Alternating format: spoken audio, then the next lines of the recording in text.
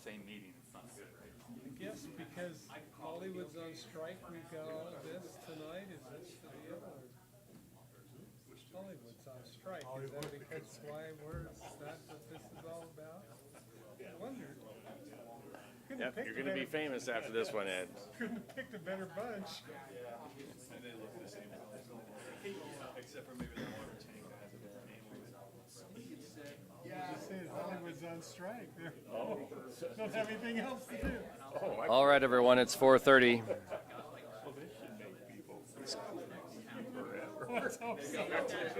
Hey, it's 4:30. Let's go. Okay, Take your seats, please. go ahead.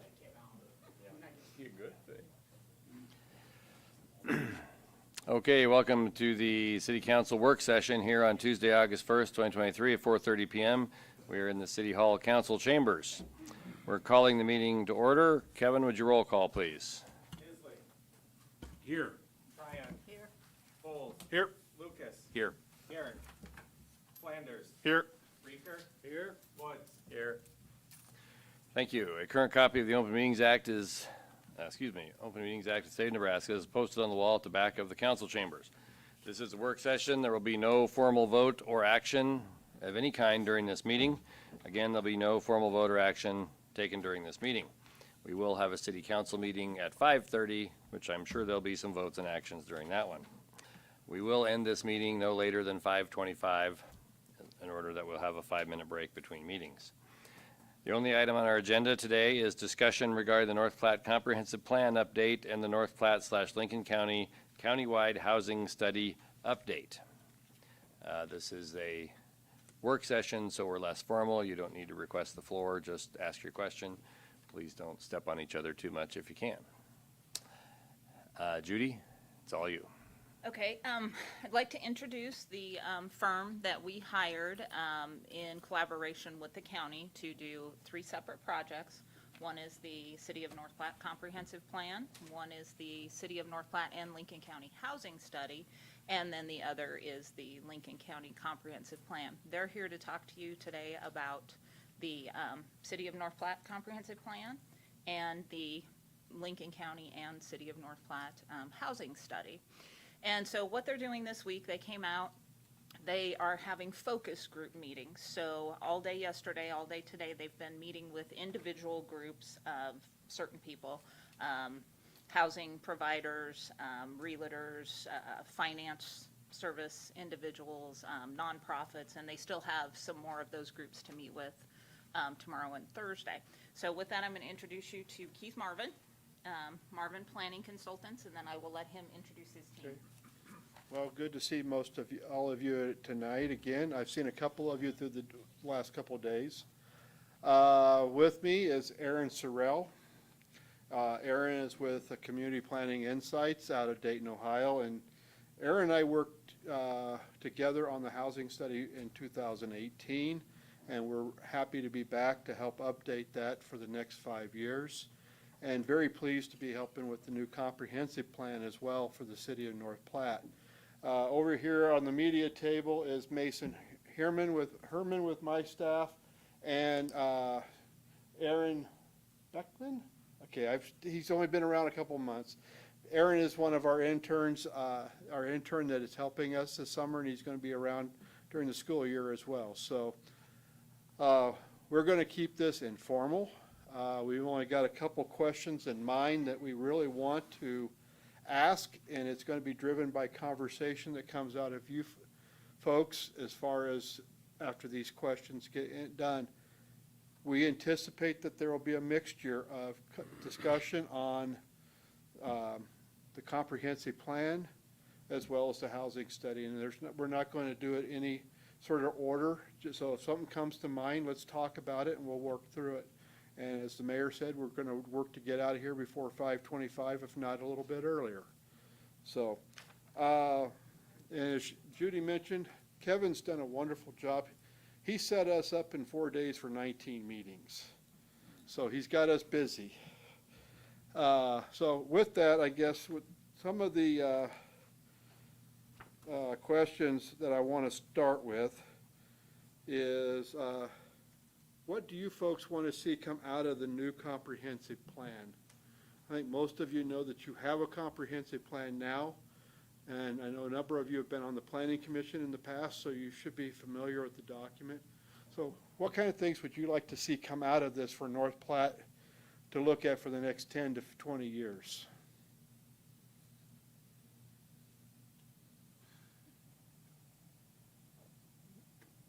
Being that the comprehensive plan is a working document, basic guidelines of areas of the community and which would be best suited and for 40 years down the road, to be honest with you. So I would like you to have, you and your staff, to have forward-looking enough observations that as things change, that our city adapts nicely with the change. You know, so basic guidelines. It's always hard. It seems we change comprehensive plans, specific areas a lot, and that happens because it's a working document. But a forethought, a 60,000 foot view is what the comprehensive plan is on where the city will grow, how the city will grow, what the future infrastructure needs are for the areas of growth, and while looking still at the internal, the downtown area, the corridors that we use for most of our businesses, how it's best to mitigate those issues that we currently have right now. Okay. Yeah, you're right. It's hard. The crystal ball is kind of fuzzy, but we do the best we can to try to make sure that we can look that up based upon the best available data. So, anybody else? I mean, this will add to what Pete's already said, but in particular emphasis on the suggested city and county's role with backbone infrastructure that prepares for planned growth. I still think it's foggy to me and to many of us in the community how much and when and where we should be investing as a community for the future. And we end up kind of reacting to opportunities instead of you know, sometimes having the backbone infrastructure in place. Okay. Anybody else? I just have kind of a question. Now, this is the second time Ed and I have done this today, so we may not have as much to say, but something did occur to me. Like I think Pete said, seems like almost everything we do, we're modifying our comprehensive plan, and now it is 12 years old, going on 13, I think is the correct. And so, a comprehensive plan should be done every 9 to 10 years or so for municipality. Is it fairly normal for us to be modifying it that much? Is that kind of unusual? What's your take on that? It's not unusual because, like I said, the crystal ball is kind of fuzzy when we see things. I mean, 12 years ago, who would have envisioned sustainable beef? Who would have thought about the Inland Port Authority? Those are things that have changed, and it's all right to change your comprehensive plan, provided you're looking at what's in the best interest of the community. You don't want to be changing it just because somebody comes in and says, I want to do this here, but your plan doesn't allow it. There are key things that we'll talk about in the process that will say, okay, are these hard and fast concepts that the city wants, you know, are you willing to die on that hill for this idea?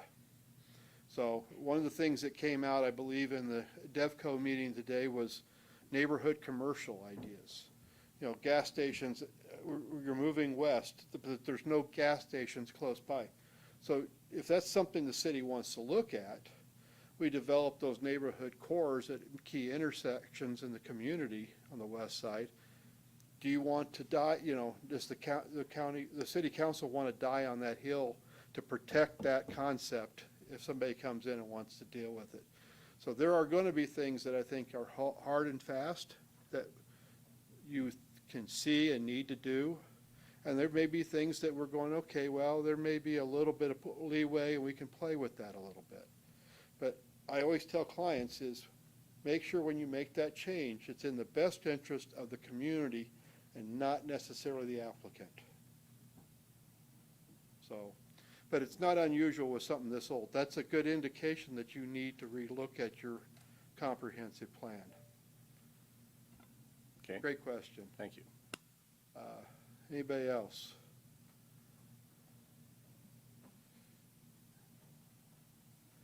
So, okay, I'm going to let Aaron chime in here in a minute, but let's move on to another one that's basically is what are some of the city's biggest struggles that you're dealing with right now? I think, Pete, you touched on a couple, but expand on that a little bit if you can. Sure. Well, obviously, housing is a critical need in the community, you know, but some of the struggles, I guess we're talking about a comprehensive plan here. Obviously, some of the struggles that I feel were encroached by are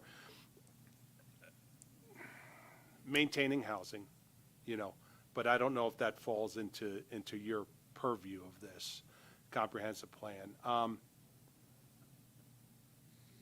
We need areas for housing. We need areas for development. I feel we've identified that.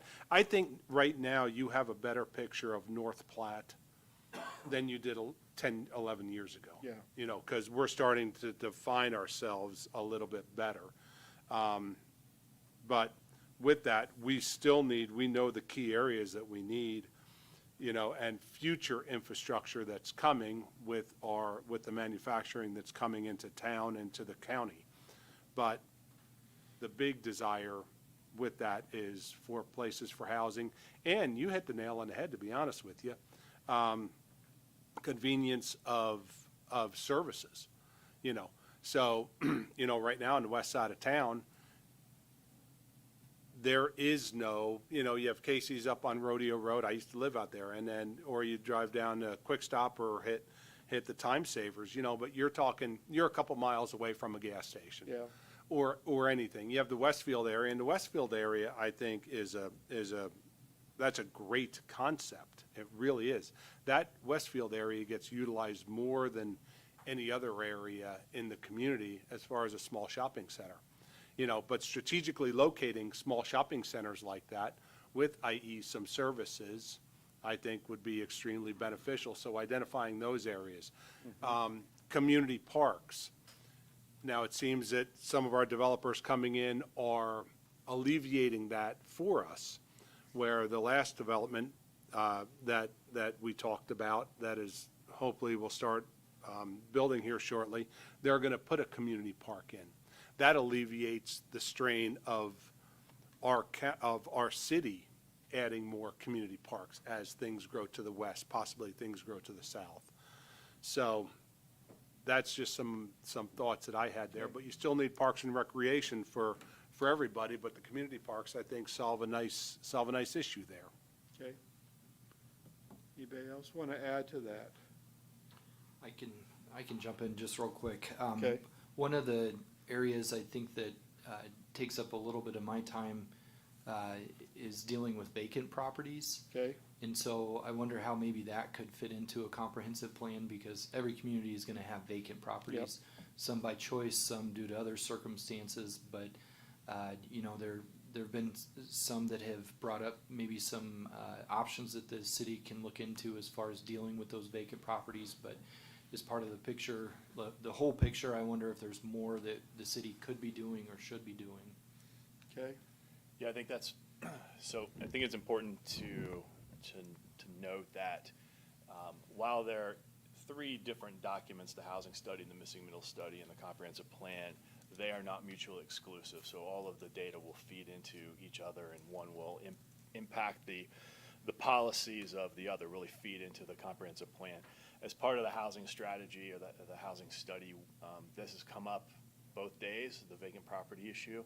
So that will be something that we'll be looking at best practices, not only nationwide, but best practices to peer cities that are similar to North Platte, and what has been done and what can be done under the framework that you're working in under Nebraska law, and also looking to see if there are ordinances that may need to be adjusted to make your job easier, code enforcement easier, et cetera. The other thing, kind of to piggyback on Keith's question about what you'd like to see out of the comprehensive plan, is also thinking about the vision. of what you want North Platte to be. And thinking about, as we talk about the west side and convenience retail and making those services closer to the population, do we want to embrace the idea of a 15-minute city or a 30-minute city? Same way with parks. Is our vision that everybody can walk, you know, a 15-minute walk to a park, or should it be a 30-minute walk to a park? And that's really where this body comes into play, and we can run those simulations and say, you know, if we're going to take a 15-minute approach, the parkland should be here. If we're going to take a 30-minute approach, it should be here. And this is, you know, here are gaps. And as we move forward at future development, this is how we're going to plug those gaps.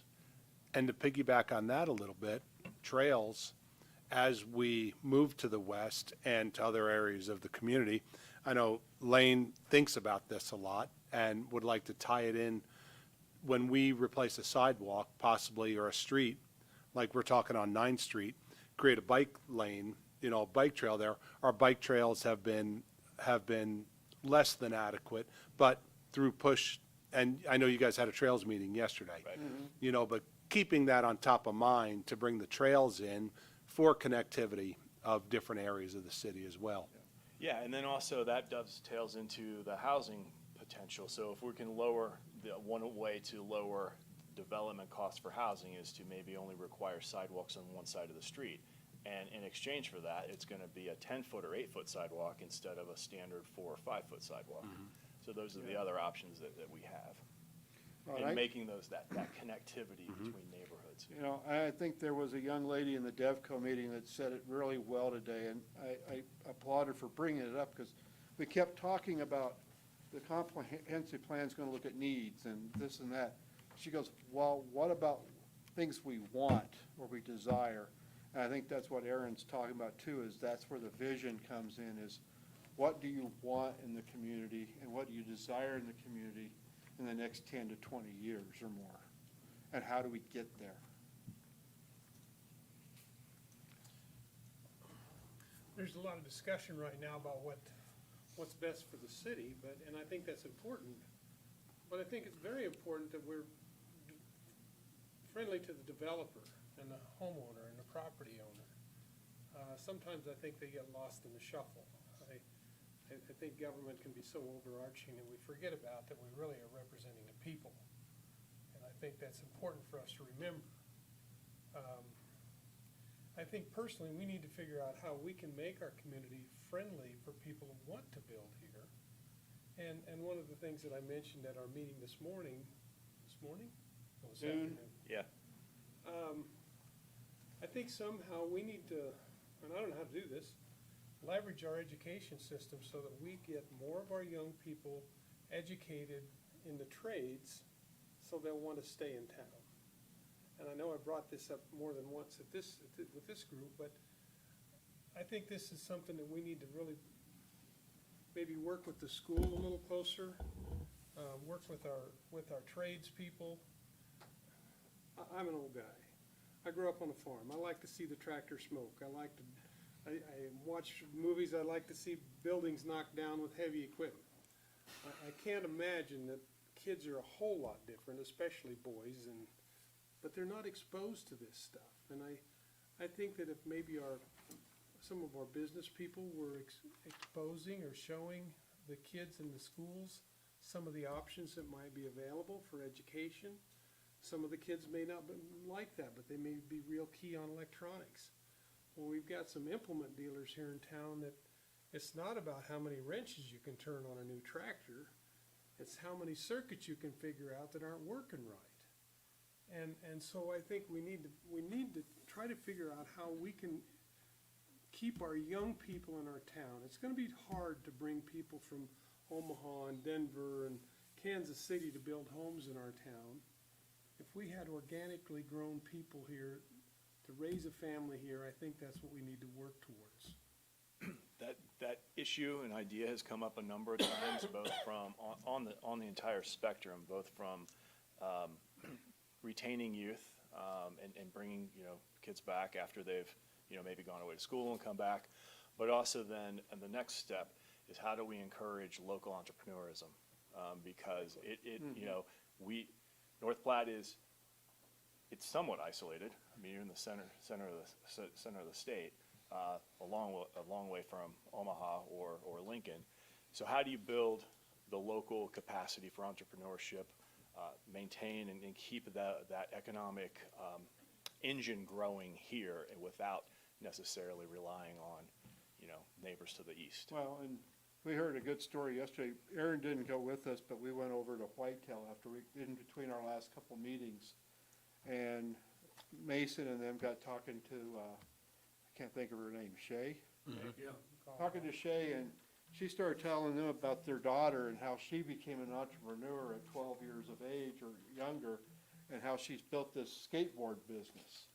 That's what you want to see. That's what keeps people active and kids going, is those type of things. Absolutely. That's the lifeblood, and I don't disagree. Some of the things I think Pete's talking about, we're talking about, are things that we hear people say they want to see in the community. So you're trying to provide those things to attract them and make sure they can come back to the community or stay here long term. We don't want to go frivolously spend money on things that people don't want. We want to make sure things are being taken care of responsibly and throughout the process.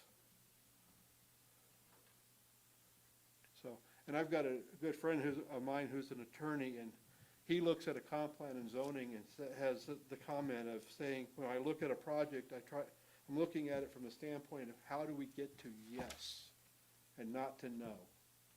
And I think part of that has to do with how many roadblocks we put in front of people. Yeah.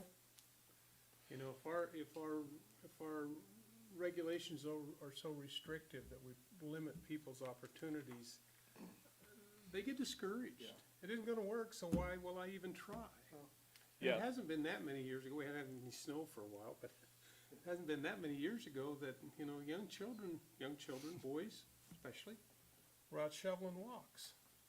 I don't see that anymore. Well, I heard of a case here recently where a couple of young guys went to shovel somebody's walk last winter, and they got told to get the hell off the property because they didn't want them on their property. It's like, Hopefully that's an outlier. and some of the rules we put into place is, and your city attorney will tell you, is because of the fact that we've become such a litigious society anymore, we gotta protect the city and the city's interest and make sure the i's are dotted and the t's are crossed all the way through the process. Unfortunately, that's what we have to do, but my goal is to always try to make it as simple as possible. I don't think it's a good point of reference to work out of a basis of fear. No. I really don't. I was at a meeting last night in Potter, Nebraska. We're working on a project up by Sydney. And Potter had contracted with the city and zoning people out of Sydney, and they brought up all these ideas of what might happen. And finally, the council at Potter said, we don't need your help, we're gonna approve this because we want it. And I think sometimes we can be so cowed by the fear of what might happen that we're unwilling to take any of those chances and risks. Okay, I just want to remind everybody, we got about 20 minutes here, so do you have more questions you need to ask? So on the housing side, so 5 years ago when we did the 2018 study, it felt like North Platte was, housing has been a challenge in this community for a long, long time. But it felt like there were some obstacles or concerns about changing development regulations that may that would end up lowering the cost for housing, like such as slightly smaller lots in certain areas, or infrastructure regulations, loosening them up or reducing the size, certain types of infrastructure. All of that adds to the cost of housing. From your perspective, do you feel that there is more leeway or interest in exploring those alternative land use regulations or development regulations that could be a little bit more friendlier to a developer, that also helps lower the cost, but also yielding a high quality product? You don't know what you don't know. Okay. So Judy, under her guidance, I think, has done an outstanding job of changing the zoning regulations where we are more adaptive to condominium type, multiplex type of homes. We have also experimented, i.e. on the Dixie project, with smaller lot size. So, that's been within the last 5 years. We're also looking at different avenues to approach that, with some new developments. So, yeah, I think we're very open to experimenting. Obviously, the market will determine whether it's successful or not. Right. But if a developer has an opportunity to come in and do something and it works, So yeah. Okay. So nothing's off the table, Anybody else? What do you guys think? or at least as ideas. Yeah. Whether you run with them or not is your decision. I don't feel that way. We do everything for big developers to try to get them to build, but when it comes to the average citizen and all, no, not at all. I don't feel there's help. It's, all the regulations are too rigid. I've suggested different ways where you could build on a lot and, people could achieve what they wanted better. People have left town because they couldn't get a building built, We're real good with working with big guys, but no, as far as the citizen and small business, no, it's not that way. That's my feeling. Okay. I don't know if this comes into play in your plan or not, but there are several areas in town that the lots are run down, they need to be kept up better. And I realized the homestead exemption was to try and keep the elderly or disabled or whatever in their homes. However, in doing that, they can't care for their home either anymore, so then we get into this problem we have. So, I don't know if there's something in there that can address retirement, more retirement places for elderly to move to that might be more reasonable. I don't know, I'm just putting Yeah. that out there. No, I think as we age, moving more towards a maintenance-free Yes. type of housing product benefits a lot of people. Yes. Well, one of the things that to keep in mind, and this is where you need to have a nice conversation with your state senator, is the state only issues so many bed permits for assisted living or elder care type of facilities and senior living. They have not increased that number. What's happening is in smaller towns, the Omaha people are going in and buying out nursing homes so they can have more beds in Omaha. So there needs to be some sort of, legislatively, we have to find a way to get that so it opens up in communities like North Platte and the rest of western Nebraska, so that people could stay in their areas where they want to live, and they've grown up and lived their entire life. So that's one of the things I think is key to some of the stuff I keep hearing about. We need to keep our elderly close, but we've got a limit on the number of beds that are licensed. And some of these bigger companies are buying up licenses. That it's interesting, I did not know that we Yes. were controlled by the government on supplying houses for the elderly. It's senior living, I think it's so it's more a nursing home. Medicare and Medicaid reimbursement that Oh, I for think is those, okay. really where Yeah. that's driving that. I was So- thinking more along the lines of, like you say, maintenance-free housing for these Yeah. people that's somewhat reasonable and not.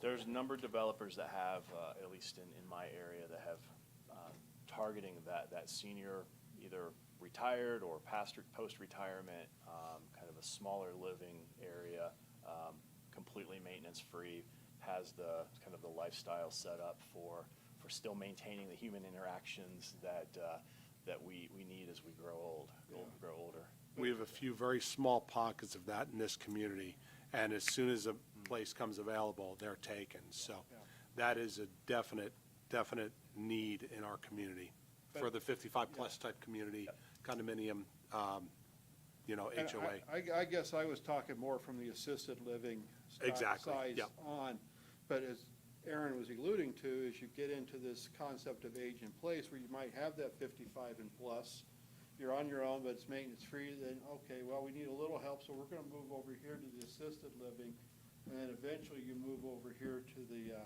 full care facility.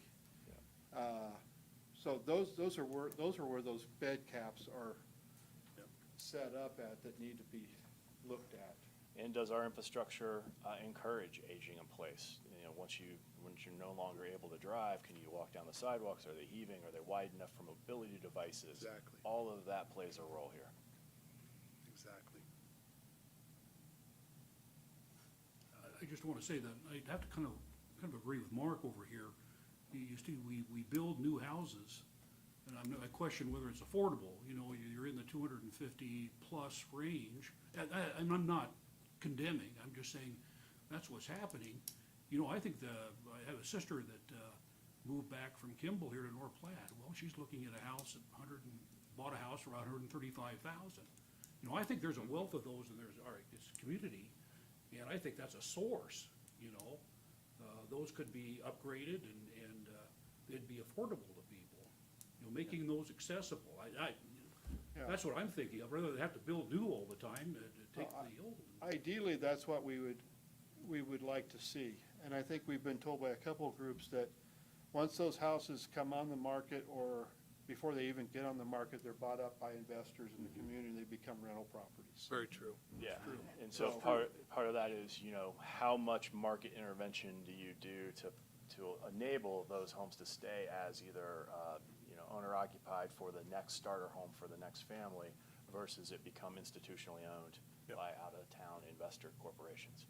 You know, typically, you know, that's been the community. Young couple gets married. Of course, you know, I'm just talking idealistic, I guess, nowadays. You start a family, you have a couple of kids, the house gets too small, or you improve it, and then you move up to a higher house. And that's the way that's housing been done in this community. That's the way I perceive it. Yeah. I'd Well, like to see that encouraged. Bring families here. Yeah, until we can control the cost, we're not gonna solve this problem. And everything we're doing is not going to bring the prices down, because we don't have affordable housing for a large segment of the population. And one of the things is what Ed was talking about, which is gonna take time to get people in the trades. There is no competition anymore.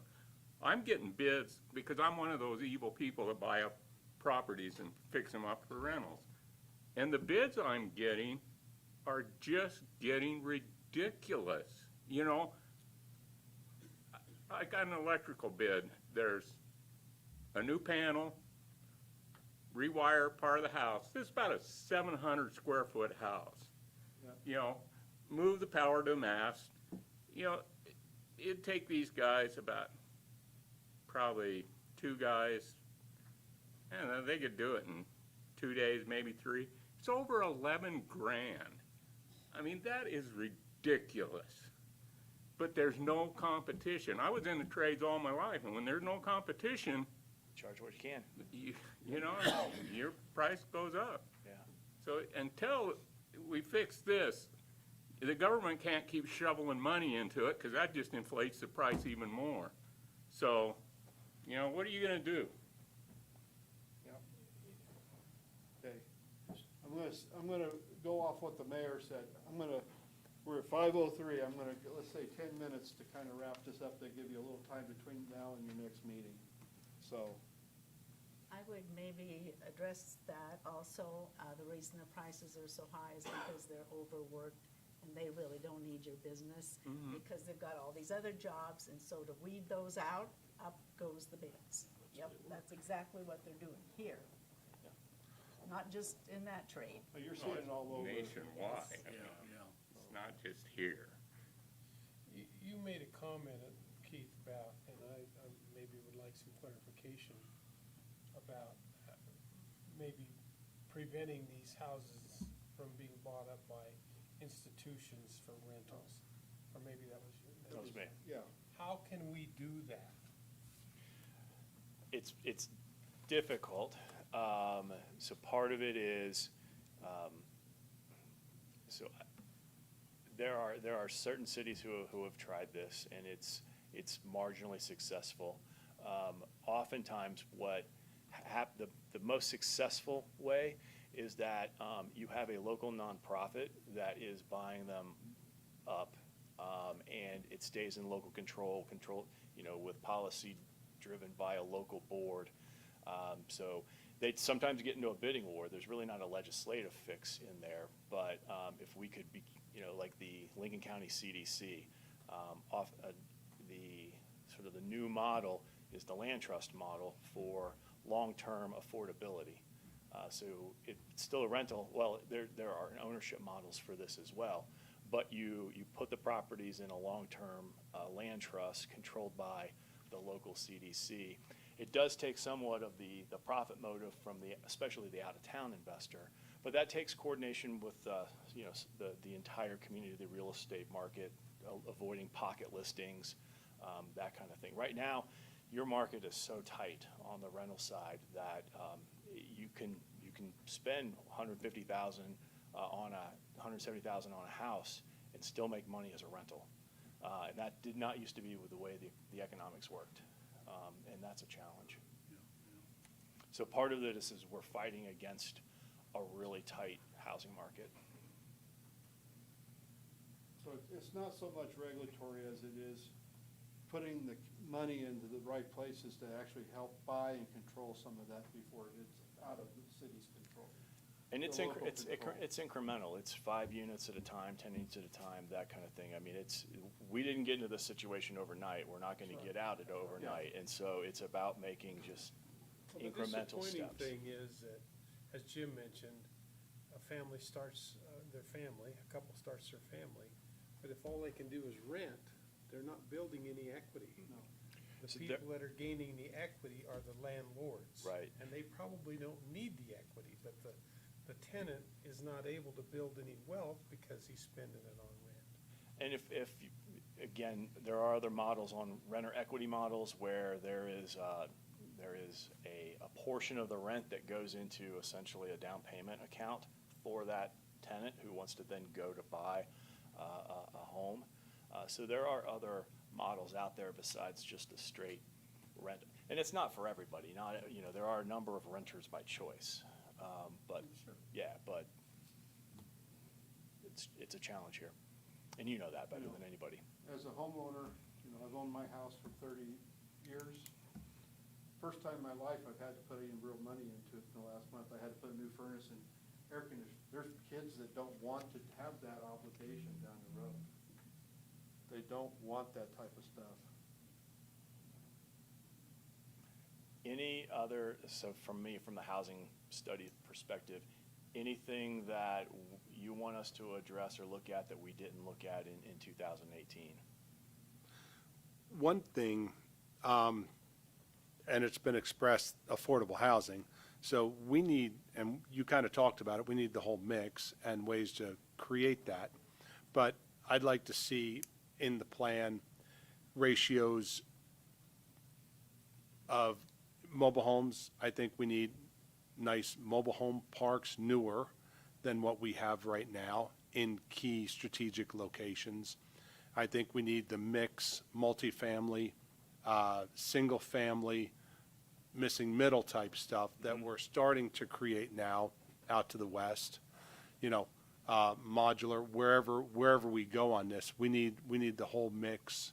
And I'm sure that's something you're looking at. You're looking at beds and how we can get as many beds in this community as affordable to the standards that we're used to living at. Yeah, and not every housing type is appropriate in every location, so we're going to look at that as well. Good.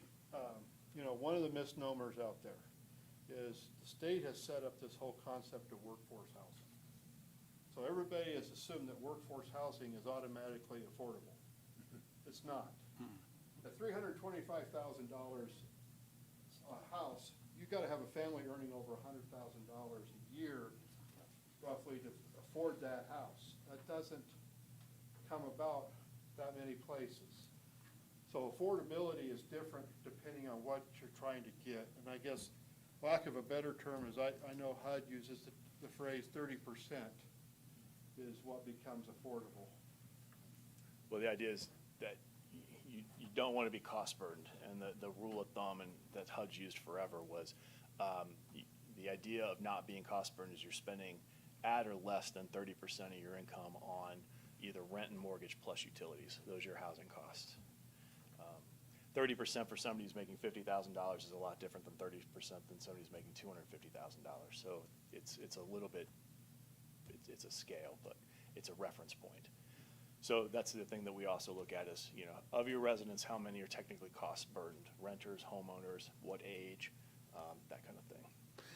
And I don't know if our communities void more so than other communities, but we have a compliance issue in North Platte, primarily because it is laid upon the shoulders of one or two people at the compliance desk sitting in the back of this building. And it's next to impossible to try and get them to have the time to do all this. So do you recommend, or in new areas, do you recommend homeowners associations, covenants? It seems we don't have a lot of that in this area like you see in newer communities, especially in the Southwest and that. Is that something that's in your purview? It is. So I think I am of the opinion, tread carefully down the HOA pathway. Okay. And define what the HOA is actually set up to do. And kind of on a spectrum, you have the HOAs that are there to maintain the common area on behalf of the residents. Then on the other spectrum, especially in the Southwest and sort of the newer large master plan communities, you have the HOA that also enforces all of the exterior building codes. It very quickly turns into well-intentioned vigilantism on the part of some of the residents, and that's where I try to avoid that, because then it pits neighbor against neighbor, which you already have sometimes in a code enforcement instance where one neighbor turned in the other and they know it, and so it breeds bad relationships. The other thing we'll look at is not only from a staffing and workforce perspective, but also do you have all the tools that you are allowed under Nebraska law to deal with some of these issues, and you may not have all the arrows in your quiver that you can. I don't know yet. That's something that we're going to look at. See if you can get us a crossbow. Okay. There is something that I haven't heard mentioned, and with all the construction that'll be going on here, and hopefully that will continue for years, we really need to get some planned RV parks, because a lot of construction workers, that's how they afford to travel to do these jobs and, you know, stay for 6 months, a year while the project's on. And I think most people don't like them, but I have no problem with them. And if you want these guys to stay here to work, we need to make it a friendly environment for them so that they can.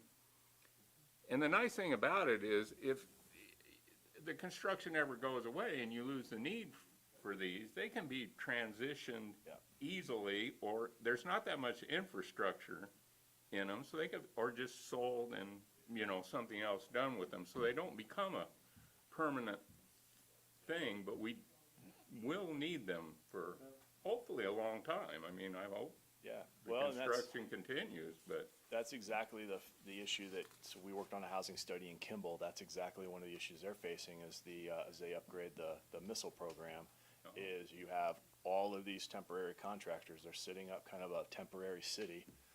And how can you leverage that temporary housing into more of a permanent structure for affordability? Yeah. Maybe there's an opportunity to look at that as well. I'll tell you what, as someone who's been approving bills for an RV park that our city is putting in our community, it gets pretty pricey to build an RV park right now, because we've got water lines, sewer lines, everything running to each and every pad, and power, and it's gotten to be quite pricey.